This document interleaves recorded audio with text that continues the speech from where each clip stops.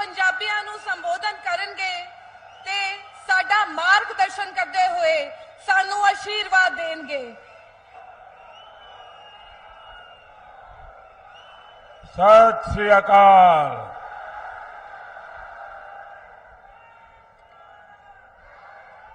मैं बहुत खुशकिस्मत हाँ कि श्री गुरु तेग बहादुर जी ये पावन चरण छो स्थान अते श्री काली माता जी दे पावन स्थान पटियाला तो मैनू अपने पंजाब दौरे की शुरुआत करने का मौका मिलिया है।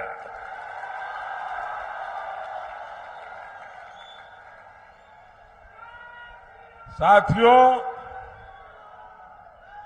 भारतीय जनता पार्टी के कार्यकर्ता के रूप में मैंने पंजाब में बहुत समय बिताया है। यहां के खेतों में, खलिहानों में, सड़कों में खूब घूमा हूं।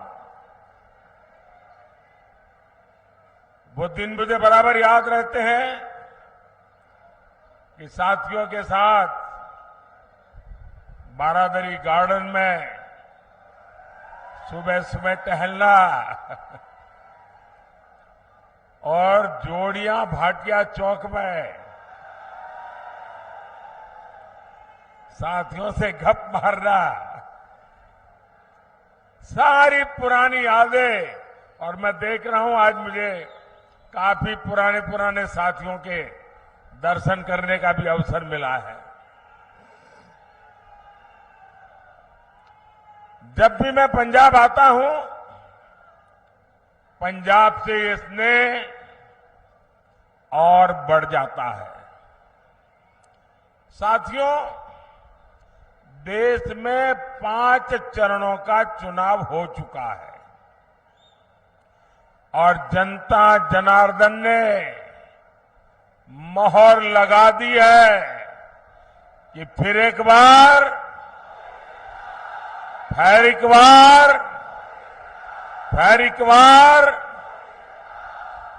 पंजाब भी अच्छे से जानता है कि उसे अपना वोट बेकार नहीं करना है। और आप तो जानते हैं, वोट उसे दीजिए जो सरकार बनाए, वोट उसे दीजिए जो विकसित पंजाब बनाने के लिए प्रतिबद्ध हो, जो विकसित भारत बनाने का संकल्प लेकर चला हो। और इसके लिए जरूरी है फिर एक बार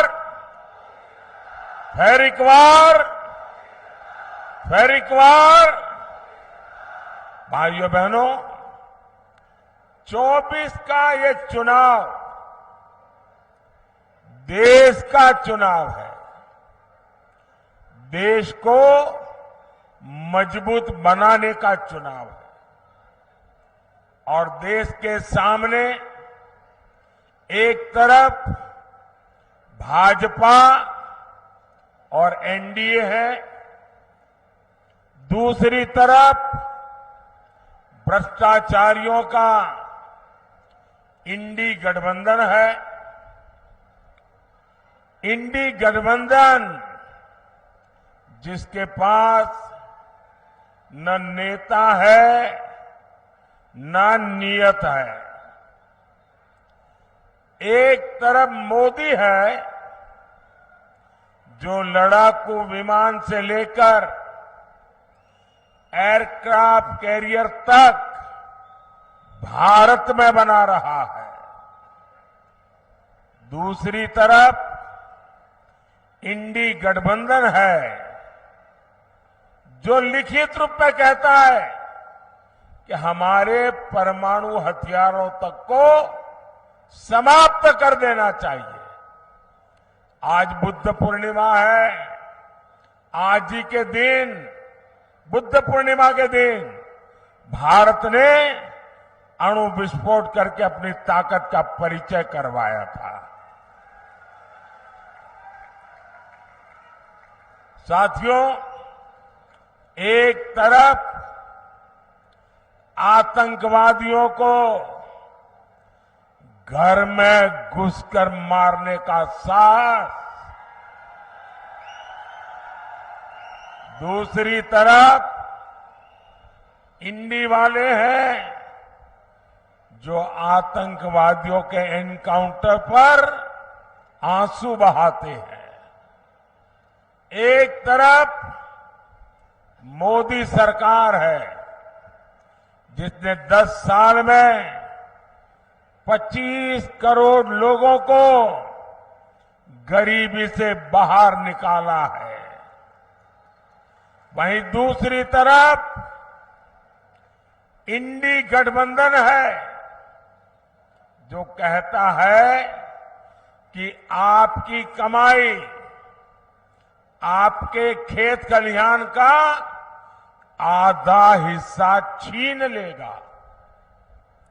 इंडी गठबंधन समाज को, देश को बांटना चाहता है, लेकिन मोदी भारत को विकसित भारत बनाना चाहता है। और इसलिए मैं आज पंजाब की धरती पर पंजाब के मेरे भाई बहनों से मैं आज आशीर्वाद मांगने आया हूं। गुरुओं की भूमि पर सर झुका करके आशीर्वाद मांगने के लिए आया हूं। भाइयों और बहनों, राष्ट्र रक्षा हो,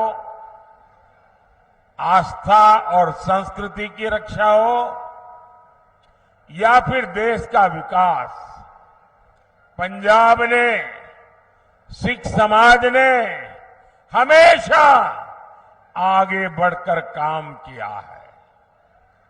यहां के लोगों ने खेती से लेकर उद्यमिता तक देश के विकास को नेतृत्व दिया है। लेकिन साथियों, कट्टर भ्रष्टाचारियों ने पंजाब का क्या हाल बना दिया है। यहां से उद्योग कारोबार पलायन कर रहा है और ड्रग्स का, नशे का कारोबार फल फूल रहा है। यहां राज्य सरकार का हुक्म नहीं चलता। यहां रेत खनन mafia, drug mafia, shooter gang की मनमानी चलती है। पूरी सरकार कर्ज पर चल रही है।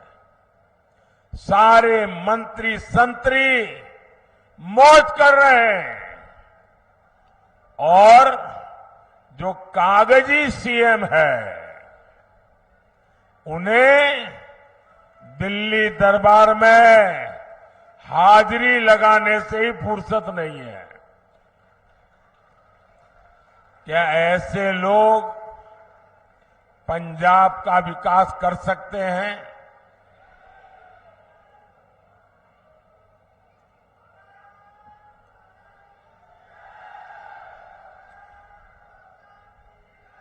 भाइयों और बहनों, यहां पंजाब में दिखावे के लिए दिल्ली की कट्टर भ्रष्टाचारी पार्टी और सिख दंगे के दोषी पार्टी आमने सामने लड़ने का नाटक कर रहे हैं। लेकिन सच्चाई यही है कि पंजाब और झाड़ू पार्टियां दो है, लेकिन दुकान एक ही है। यहां के लोग कुछ भी बयान दें, लेकिन दिल्ली में एक दूसरे को कंधे पर उठाकर नाच रहे हैं। और इसलिए मैं पंजाब के लोगों को प्रार्थना करता हूं कि इनसे सावधान रहना है। जिसको वो अपना गुरु मानते थे, वो अन्ना साहब हजारे के साथ भी जो धोखा कर सकते हैं, वो दिन में 10 बार झूठ बोल सकते हैं।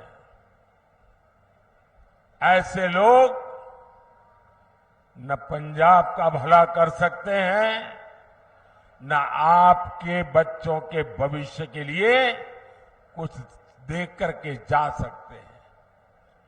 भाइयों और बहनों, इंडी गठबंधन को न विकास की परवाह है और न ही हमारी विरासत की चिंता। आजादी के बाद दूसरे दिन ही अयोध्या में राम मंदिर बन जाना चाहिए था, लेकिन कांग्रेस ने मंदिर का निर्माण रोका। अब जब मंदिर बन गया तो ये मंदिर को गालियां दे रहे हैं। आज दुनिया भर से श्रद्धालु अयोध्या पहुंच रहे हैं और उनका स्वागत महर्षि वाल्मीकि के नाम पर बना हवाई अड्डा करता है।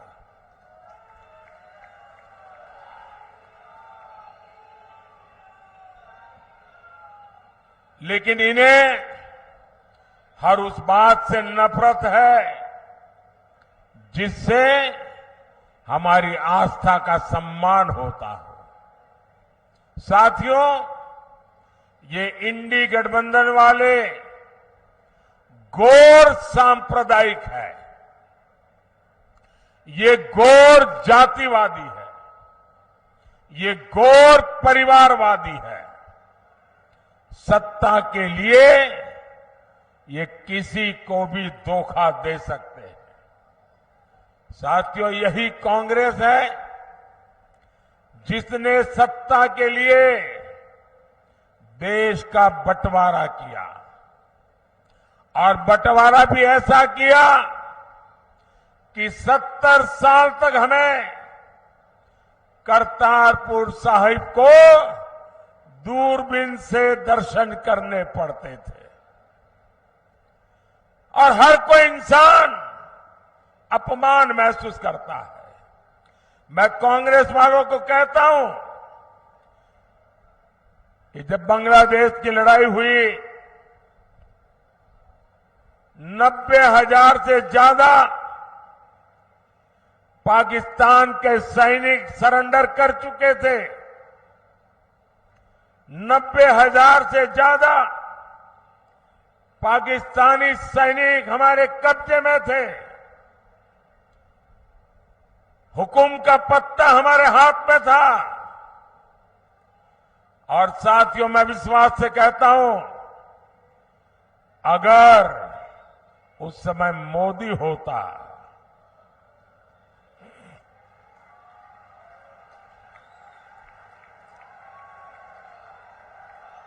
अगर उस समय मोदी होता तो मैं इनसे करतारपुर साहब लेकर के रहता, तब जाकर के उनको जवानों को छोड़ता।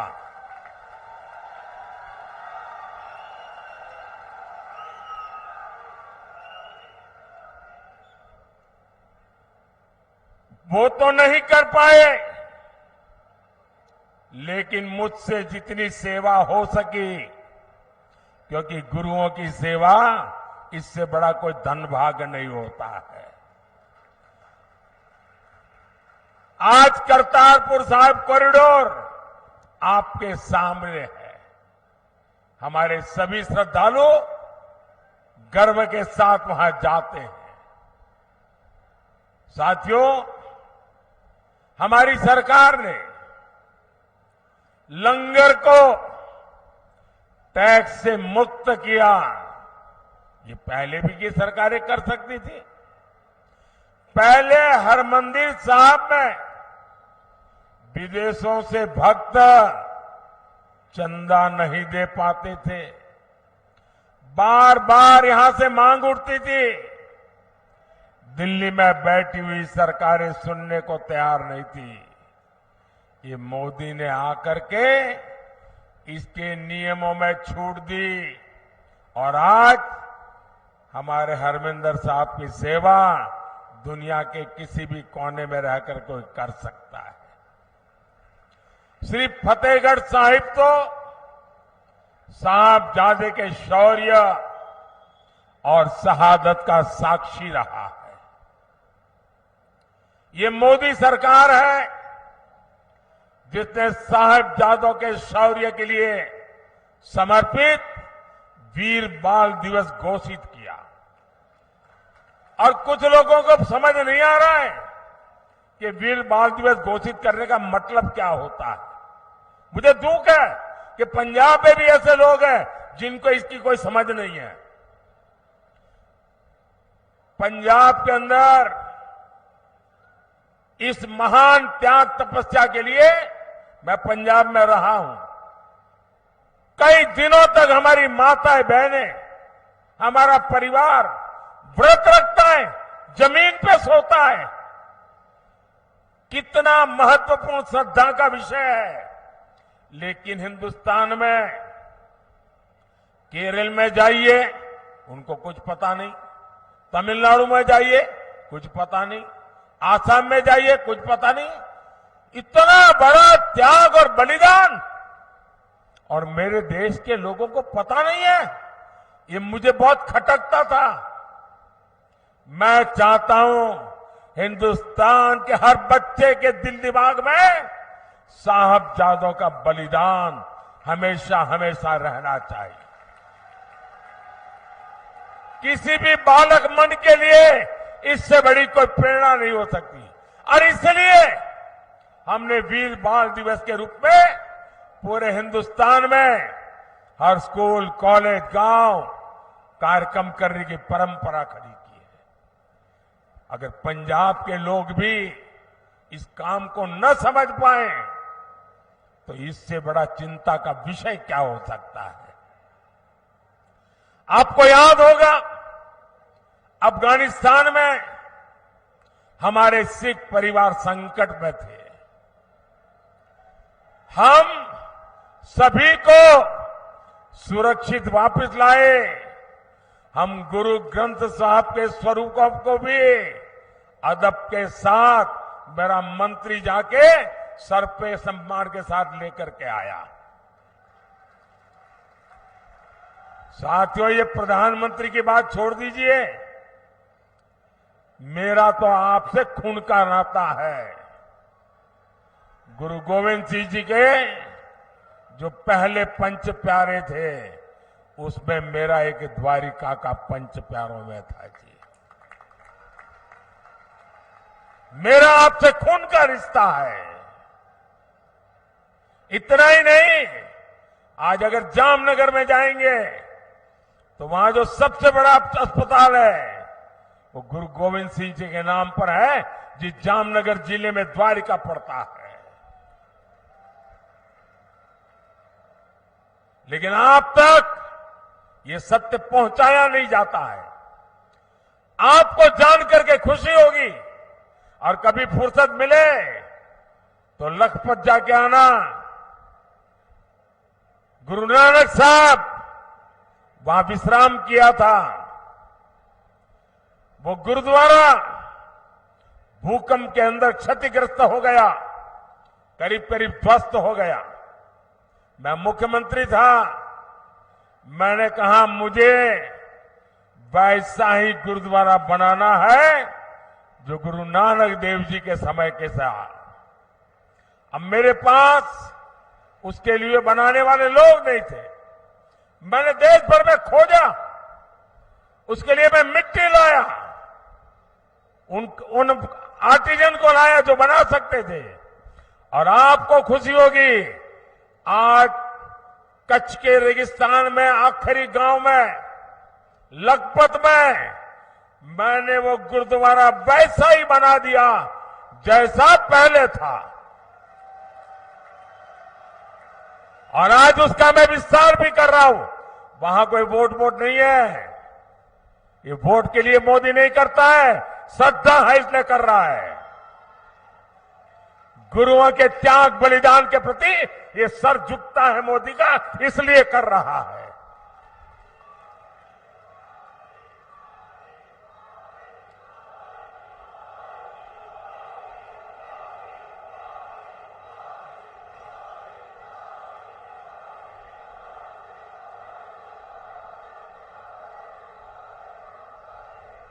सबका साथ, सबका विकास की यही भावना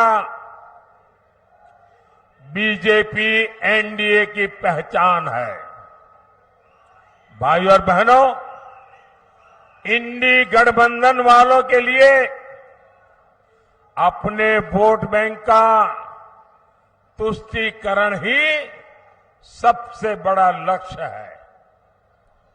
बंटवारे से पीड़ित दलित भाई बहनों को, सिख भाई बहनों को मोदी भारत की नागरिकता दे रहा है। आप सोचिए, आजादी के इतने साल हुए, मेरे सैकड़ों सिख परिवार हैं जिनको नागरिकता नहीं दी गई, और आप थोकबंद वोट देते रहे। क्या पाया आप लोगों ने? सोचिए, साफ साफ बात करने वाला कोई मिलेगा नहीं आपको। और इसलिए आज मैं कह रहा हूं, ये लोग सीए का विरोध करते हैं। अगर सीए का विरोध करेंगे तो ये मेरे सिख भाई बहन जो पाकिस्तान में, बांग्लादेश में, अन्य देशों में प्रताड़ित होते हैं, वापस आते हैं, कौन संभालेगा उनको? मैं उसे मेरा कर्तव्य मानता हूं और इसलिए मैंने उनको नागरिकता देने का कानून बनाया है, वोट पाने के लिए नहीं बनाया है।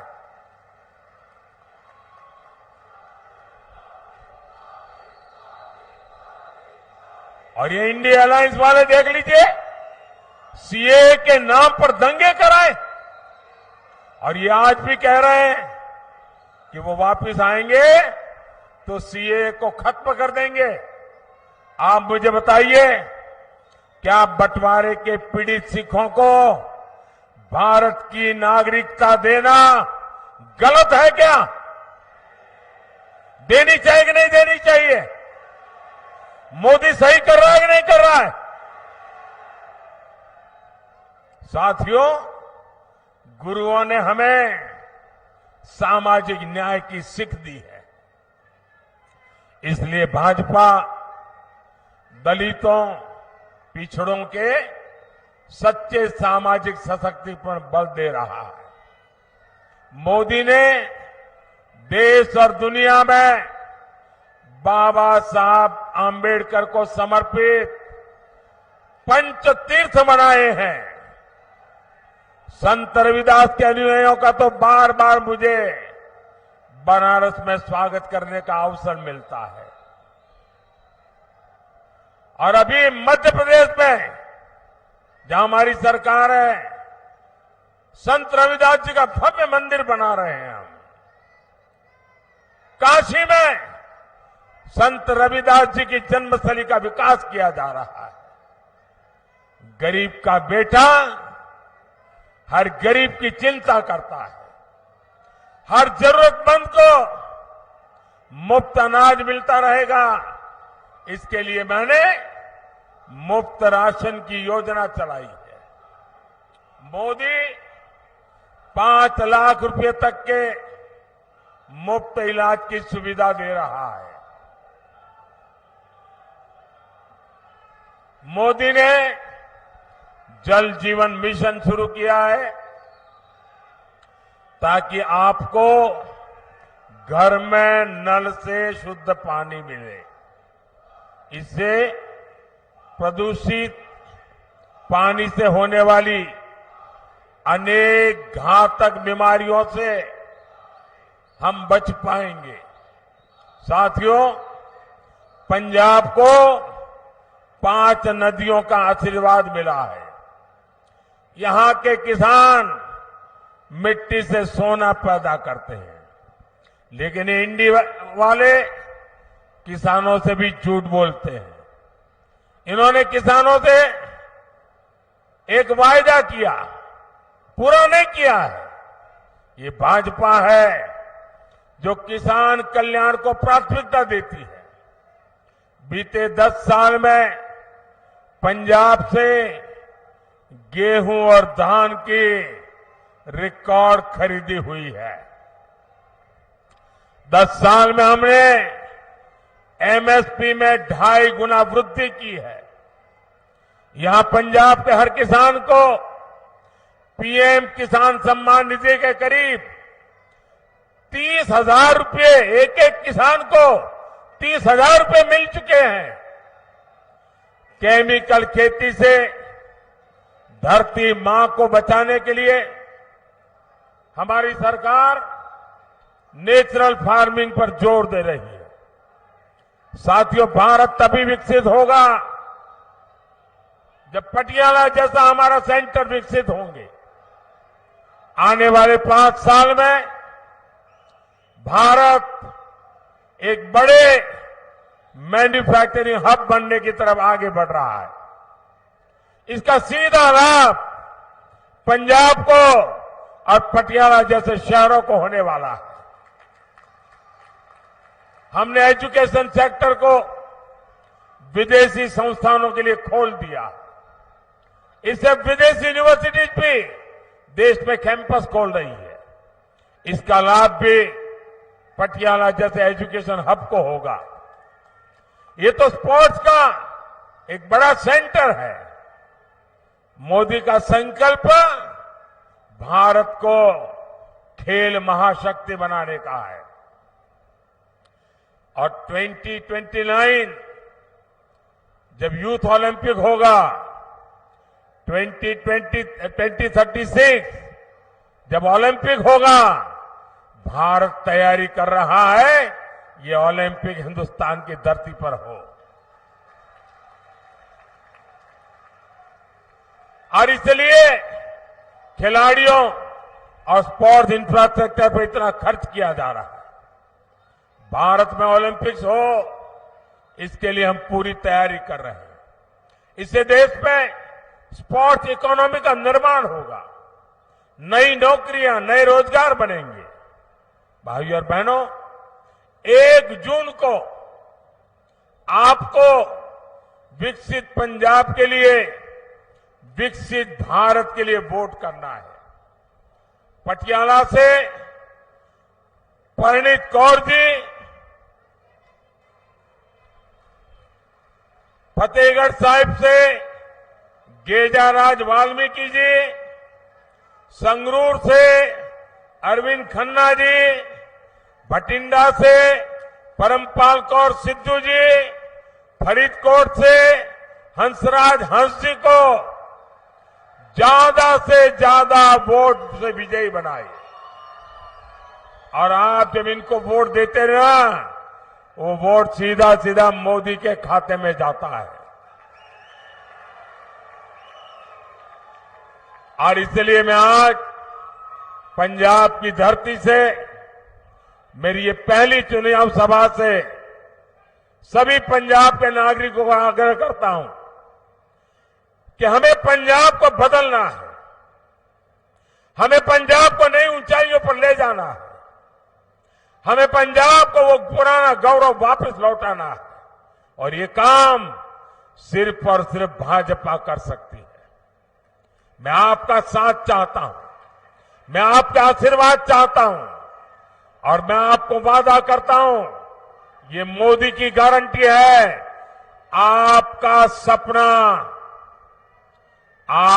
सपना ये मोदी का संकल्प है। मेरा पल पल आपके लिए, मेरा पल पल देश के लिए 24/7 फॉर 2047 ये मोदी की गारंटी है। मेरे साथ बोलिए भारत माता की, भारत माता की, भारत माता की। बहुत बहुत धन्यवाद।